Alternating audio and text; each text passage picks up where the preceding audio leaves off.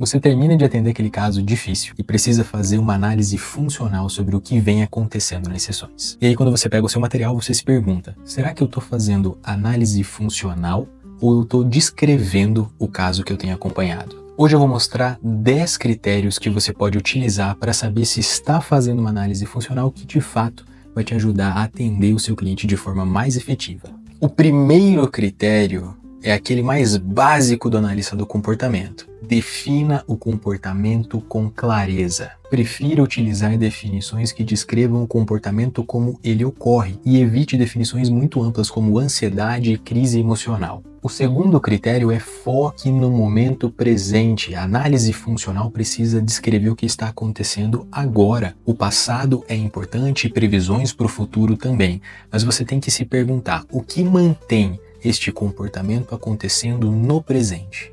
Terceiro critério é foque no que antecede o comportamento, bem naquela ideia de encontrar os fatores que criam condições para que o comportamento aconteça. Pode ser uma condição, uma pessoa, uma série de condições. Tudo isso vai te ajudar a entender onde e em que momento o comportamento está acontecendo. Veja que agora você tem a definição do comportamento e o momento que antecede esse comportamento.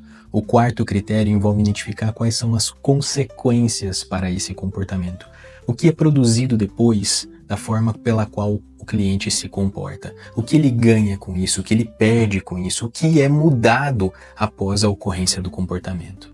Como quinto critério, nós temos a noção de função. Identifique a função do comportamento.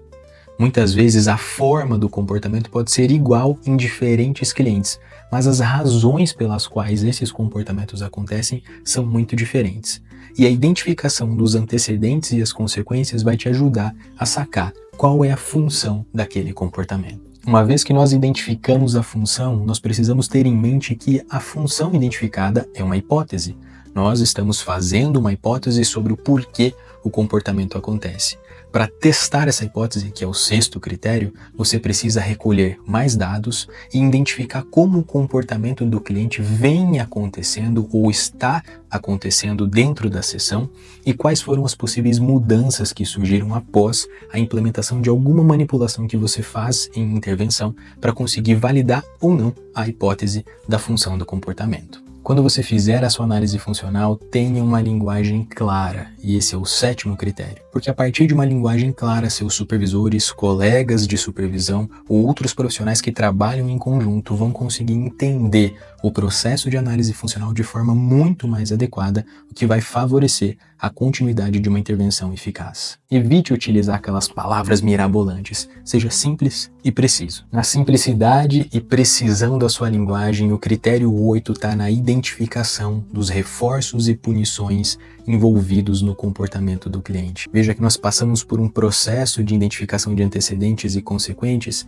Agora, quais são as condições que mantêm? Quais são as consequências que mantêm? Quais são as possíveis consequências que reduzem a probabilidade do comportamento? Identificar punidores e reforçadores ajuda a entender como esse comportamento vai continuar ou não a acontecer em situações futuras semelhantes. Como nono critério, nós temos a utilidade da descrição que você está fazendo na intervenção ou no planejamento da intervenção. Uma análise funcional precisa fornecer informações que ajudem a realizar a intervenção, senão ela é somente uma descrição daquilo que vem acontecendo. Então, verifique o quanto as suas descrições tiradas a partir da sua análise funcional permitem com que você consiga produzir mudanças práticas na intervenção que você vem realizando. E o 10º critério é atualização contínua. O comportamento é fluido e a análise funcional também deve ser.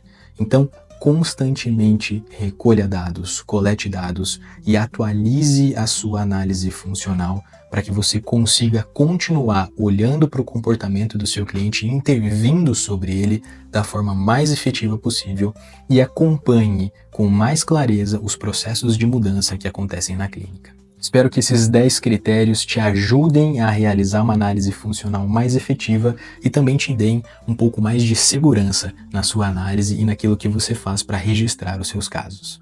Um abraço.